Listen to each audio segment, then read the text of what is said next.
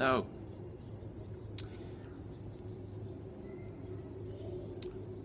When I was a child, before I learned to read, before I came to associate stories with books, stories I told were about how scary it was going to the playground because that path was all icy. The stories I told were about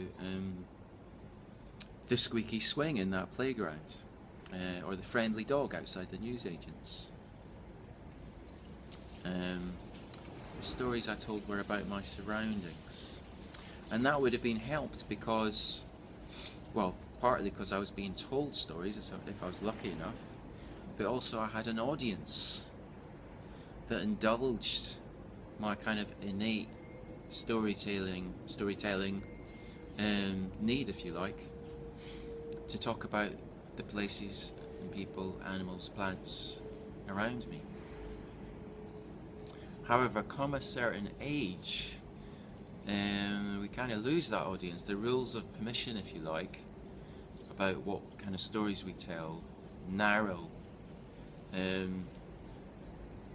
becomes a bit less cute to talk about I'm a lion, I'm not really Alan, or the dog, blah blah blah, and we get sent to school. We spend a lot more time indoors, and crucially we learn to read, and stories become things in books,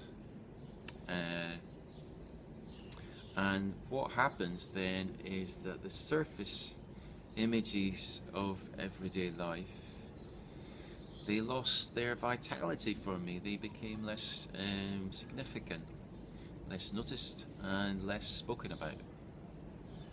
And imagination, in parallel with this, kind of moved away from my everyday interaction with that environment to a kind of inner place or an abstract place, because the River Thames in the city of London that I was reading about in these books, I'd never been there. Or the fairy tale castle on top of the mountain, that was something I'd never seen. So it's like stories directed my attention away from my environment. And I lost, if you like, my storytelling ability. And you can see that most keenly, perhaps, you ask teenagers in particular, how did you get on today? And they go, nothing. How did you get on with the such and such? Yeah, it was alright.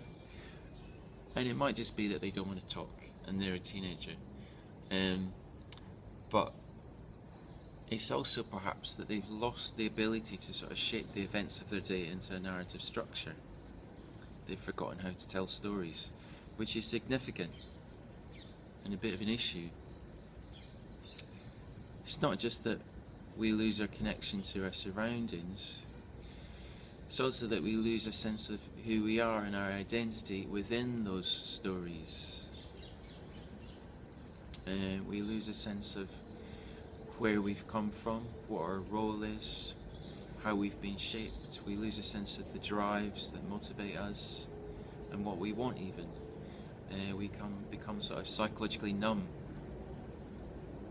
and distracted by our screens and various addictions.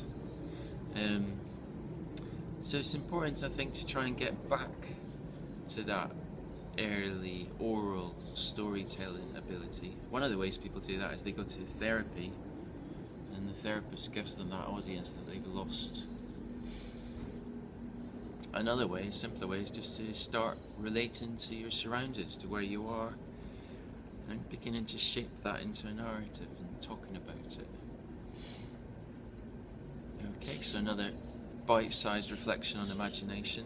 I think the next video is going to be a trip to Epping Forest, where I want to talk about how I've been reconnecting to the landscape there by telling stories.